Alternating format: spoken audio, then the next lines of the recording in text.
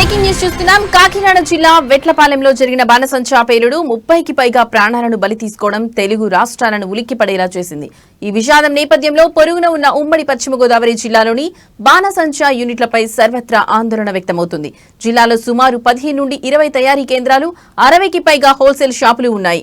వీటిలో మెజారిటీ కేంద్రాలకు పూర్తి స్థాయి అనుమతులు లేవని, ఉన్న చోట సామర్థ్యానికి మించి కార్మికులతో పని చేయిస్తున్నారని తెలుస్తోంది. తాడేపల్లిగూడెం నల్లజల్ల రోడ్డులోని ఒక హోల్సేల్ వ్యాపారి ఏకంగా ₹1 కోటి విలువైన స్టాక్ నిల్వ ఉంచినట్లు సమాచారం.